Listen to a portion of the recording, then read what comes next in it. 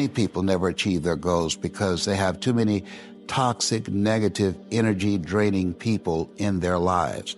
And you have to have goals outside of your comfort zone that will challenge you, because in order to do something you've never done, you've got to become someone you've never been. And you've got to have a mentor who's experienced, who's been there, done that.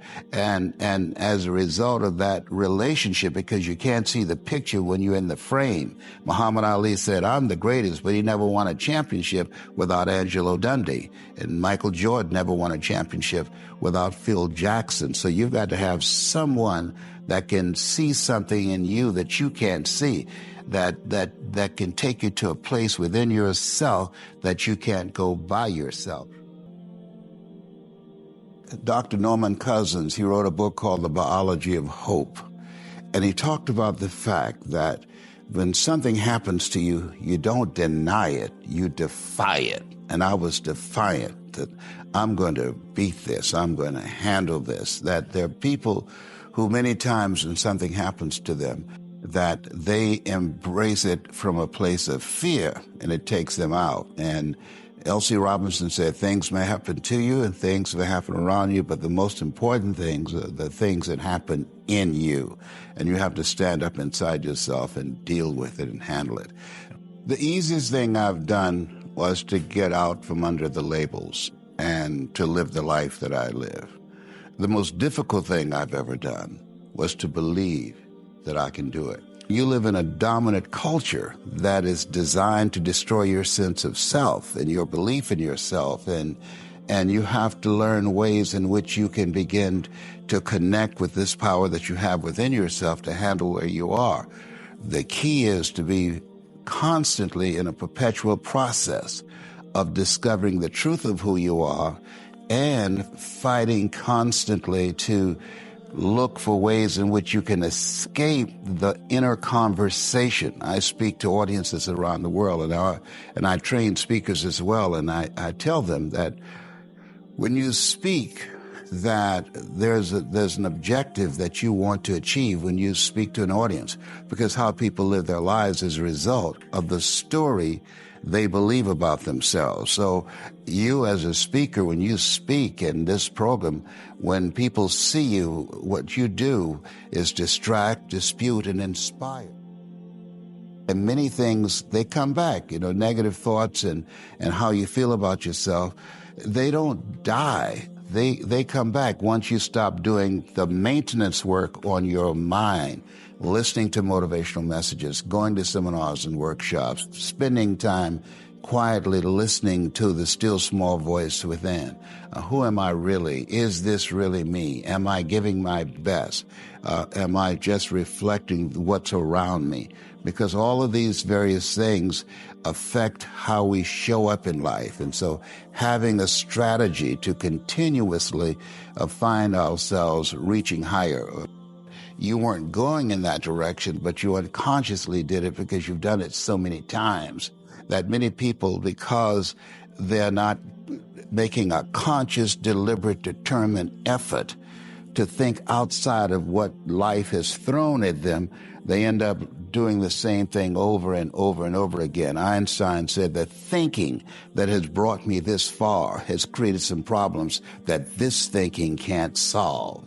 And so through relationships, through reading, through studies, through goals and dreams beyond your comfort zone, it allows you to begin to live out of your imagination as opposed to out of your history. Disney said, the imagination is a preview of what's to come.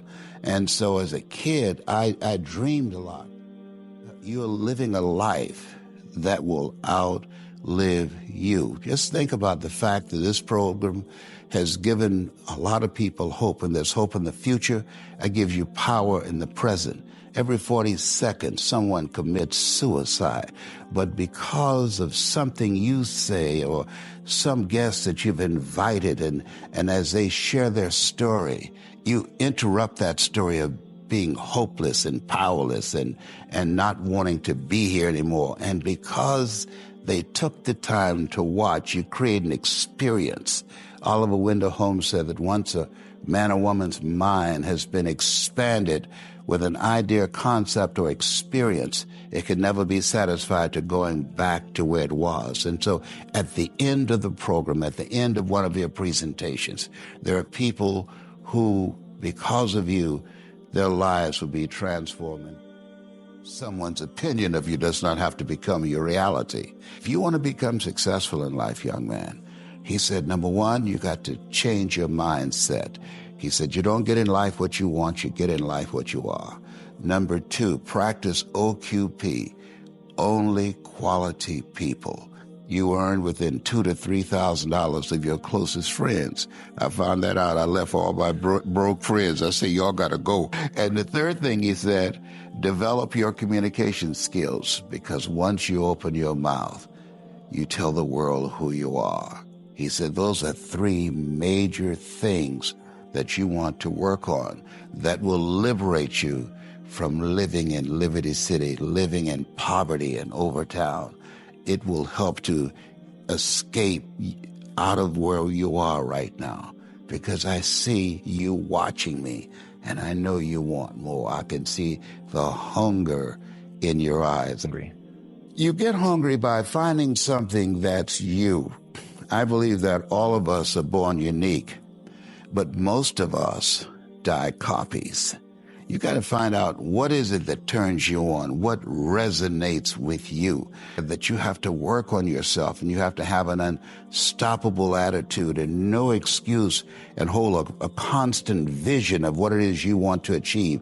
See it accomplished and go all out. Find a way to win. In spite of the setbacks, in spite of the disappointments, in spite of your failures.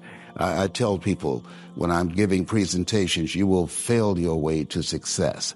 I have a saying, as life knocks you down, try and land on your back, because if you can look up, you can get up. Those experiences of going after goals that's beyond your comfort zone, and having relationships that will challenge you, and surrounding yourself with coaches and mentors who can take you to a place within yourself that you can't go by yourself, because you can't read the label when you're locked in the box.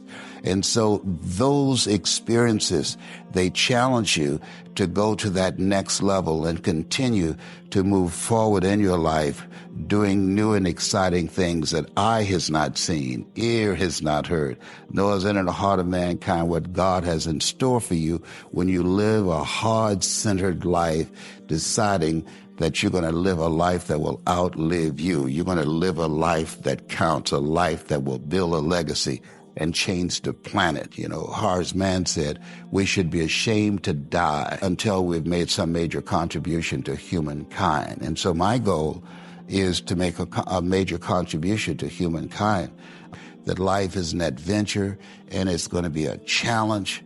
And get ready because you're going to fail your way to success. You're going to get slapped around by life. And don't spend time complaining about it and telling everybody 80% don't care and 20% glad it's you.